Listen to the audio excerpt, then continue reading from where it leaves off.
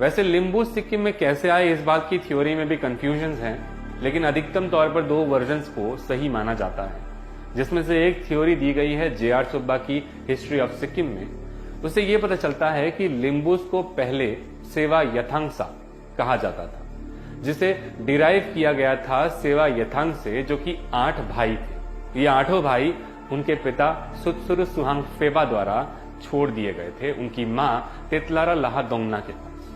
ये 8 भाई फिर मल्टीप्लाई होते हैं लार्ज नंबर्स में और अलग अलग चीफ्स के साथ युद्ध करके अपने होमलैंड को डिवाइड कर लेते हैं, जैसे थिबोंग योक्स यानी 10 रीजन्स और 17 थुम्स यानी सब रीजन्स कहा जाता था। इसके बाद इन भाइयों को सुसुवा लिलिंग याकथुम्बा कहा जाने लगा, जिसका अर्थ होता है डिसेंडेंट्स ऑफ सुत्सुरु सुहांग फेबा, और तब से लिम्बूस को याकथुम्बा कहा जाने लगा।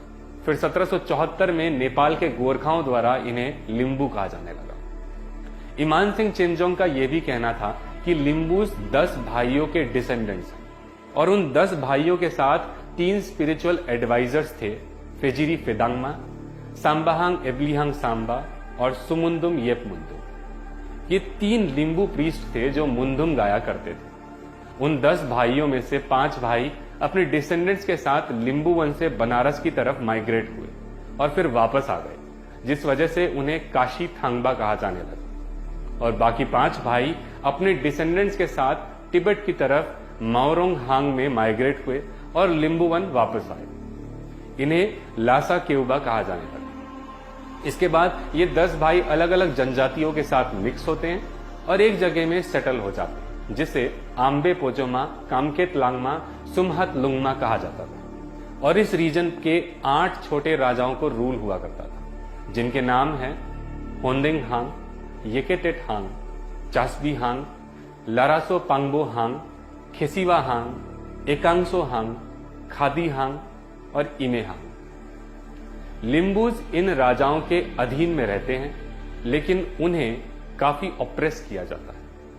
इन राजाओं के खिलाफ विरोध करने के लिए सभी लिम्बूज अम्बे पोजोमा में एकत्रित होते हैं और हर लिम्बू ये शपथ लेते हैं कि या तो वो लड़ाई में जीतेंगे या फिर लड़ते लड़ते मरेंगे, और जब तक राजाओं को निकाल नहीं दिया जाता कोई भी युद्ध क्षेत्र से वापस नहीं आएगा। लड़ाई होती है और लिम्बूज की जीत होती है। इस रीजन पर लिम्बूज बाउंड्रीज क्रिएट करते हैं, जो कि नॉर्थ में तिब्बत तक, साउथ में मधेश यानी प्लेन्स, वेस्ट में अरुण नदी और ईस्ट में मेची नदी तक होती है।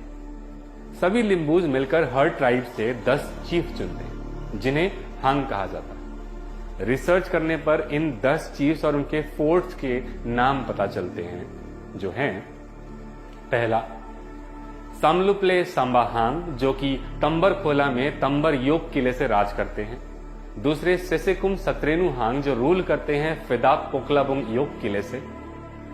अक्लुक हांग, जो रूल करते हैं अतराई और किला होता है पेमाजोंग योग। थिंदोलुंग कोया हांग, रूल करते हैं यांगरूप में हस्तापुर योग से।